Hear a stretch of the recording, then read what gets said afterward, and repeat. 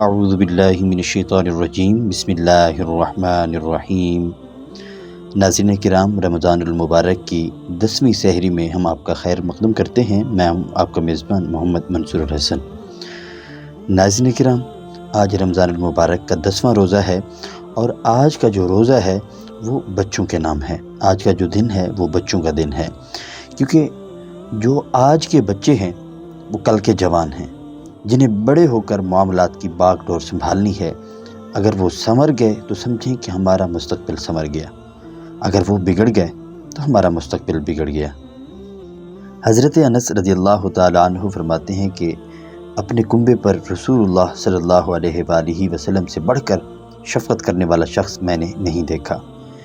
ابراہیم بالائی مدینہ کے ایک گھر میں دودھ پیتا تھا، آپ وہاں تشریف لے جاتے، ہم آپ کے ہمراہ ہوتے، آپ اس کے گھر میں جاتے، ابراہیم کو اٹھاتے، اسے بوسہ دیتے، پیار کرتے، واپس آ جاتے۔ معلوم ہوا کہ بچوں کے ساتھ شفقت کرنا، شفقت سے پیش آنا پیارے آقا علیہ الصلوۃ والسلام کی سنت مبارکہ اور عادت مبارکہ ہے۔ اور یہ روایت مشہور ہے کہ حضرت ابو ہریرہ رضی اللہ تعالیٰ عنہ سے روایت ہے کہ رسول اللہ صلی اللہ علیہ وآلہ وسلم نے فرمایا، جب انسان مر جاتا ہے تو اس کے اعمال کا سلسلہ منقطع ہو جاتا ہے، مگر 3 باتوں کا ثواب اسے برابر ملتا رہتا ہے۔ ایک صدقہ جاریہ، دوسرا علم جس سے فائدہ اٹھایا جائے، تیسرا نیک اولاد جو اس کے لیے دعائیں کریں۔ اس حدیث مبارکہ سے ہمیں معلوم ہوا کہ ہم نے بچوں کے ساتھ کس طرح پیش آنا ہے اور ان کی تربیت کس طرح کرنی ہے، تاکہ جب ہم نہ رہیں مگر ہمارے اعمال کا سلسلہ منقطع نہ ہو، ہمیں ثواب ملنے کا سلسلہ منقطع نہ ہو، ہم نیک اولاد چھوڑ جائیں جو ہمارے لیے دعائیں کرتی رہے۔ تو آئیے آج اسی بابت کچھ گفتگو کرتے ہیں، اور آج دیکھتے ہیں کہ ہم نے کرنے کون سے ایسے کام ہیں کہ جس کی بدولت کہ ہمارے بچے ہمارے مر جانے کے بعد ہمارے لیے وسیلہ ثواب بنے، ہمارے لیے نیکیوں کا سلسلہ وہ بنے رہیں۔ تو آئیے دیکھتے ہیں کہ کون سے ایسے مجوزہ کام ہیں جو ہم کر سکتے ہیں، جن کی بدولت ہمارے بچوں کی تربیت اچھی ہو سکتی ہے، وہ ہمارے لیے ہمیشہ والی نیکی بن جائیں۔ آئیے دیکھتے ہیں کہ آج کے مجوزہ اہم کام کون سے ہیں جو بچوں کی بدولت ہم نے کرنے ہیں۔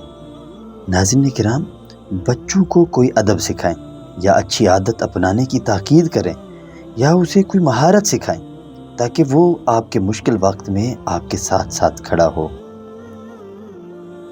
بچوں کے ساتھ وقت گزاریں، بچوں کے ساتھ کھیلیں کودیں، ان کے لیے کھیل کود کے لیے وقت نکالیں، چاہے تھوڑا ہی کیوں نہ ہو مگر وقت ضرور نکالیں، کیونکہ بچے اگر آپ سے مانوس ہوں گے تو کل جب ہم بوڑھے ہو جائیں گے، جب ہم کچھ نہیں کرنے والے ہوں گے، تو یہی بچے، یہ جو مانوسیت ہے تب ہمارے کام آئے گی۔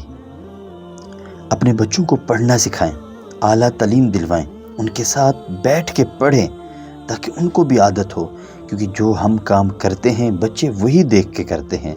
اگر ہمیں کتب بینی کی، کتاب پڑھنے کی عادت ہوگی تو بچے کتاب پڑھیں گے۔ اگر خدا نہ خواستہ ہم موبائل استعمال کرتے ہیں تو بچے بھی موبائل استعمال کریں گے۔ اپنے بچوں کے ساتھ پیار والا رویہ رکھیں، اپنے بچوں کے ساتھ شفقت والا رویہ رکھیں، تاکہ کل جب یہ جوان ہوں اور ہم بوڑھے ہو جائیں تو یہی بچے پھر وہی رویہ، شفقت والا، وہی پیار والا رویہ ہمارے ساتھ رکھیں۔ اللہ تعالیٰ سے دعا کریں کہ وہ آپ کو نیک اولاد عطا کرے، کیونکہ نیک اولاد ہی وہ اولاد ہے جو ہمارے اعمال کا سلسلہ منقطع نہیں ہونے دے گی، نیک اولاد ہی وہ اولاد ہے جو ہمارے ثواب کا سلسلہ منقطع نہیں ہونے دے گی۔ اپنے بچوں کے ساتھ بیٹھ کے قرآن پاک کی تلاوت کریں، ان کو قرآن پڑھنا سکھائیں، کیونکہ ماں کی گود پہلی درسگاہ ہوتی ہے، اور اپنے بچوں کو قرآن پڑھنا اگر ہم سکھائیں گے یا ان کے سامنے ہم تلاوت کریں گے تو ان کے اندر بھی شوق پیدا ہوگا۔ اپنے بچوں کو دعا کرنا سکھائیں تاکہ کل کلا اگر وہ کبھی پریشان ہوں، کبھی مایوس ہوں تو وہ نا امید نہ ہوں، پریشانی میں اللہ تعالیٰ سے ان کو مانگنا آتا ہو، ایسا طریقہ ان کو سکھا جائیں۔ جب آپ کا بیٹا چھوٹا ہو تو اس کے استاد بنے، اور جب وہ بڑا ہو جائے تو اس کے دوست بن جائیں، کیونکہ بیٹے گھر کے ستون ہوتے ہیں، اور اولاد کی بدولت ہی گھر میں سکون ہوتا ہے۔ ایک ننھا بچہ اسی طرز پر پرورش پاتا ہے جس پر اس کا والد ہو، کیونکہ جڑوں ہی پر درخت کی اٹھان ہوتی ہے۔ بچوں سے نرمی اور شفقت کا برتاؤ سیرت النبی صلی اللہ تعالیٰ علیہ وآلہ وسلم کا وہ پہلو ہے جو سب کو معلوم ہے کہ بچے نبی اکرم صلی اللہ علیہ وسلم کی مجلسوں میں آتے تھے۔ خود رسول اللہ صلی اللہ علیہ وسلم بھی بچوں سے لاڈ فرمایا کرتے تھے۔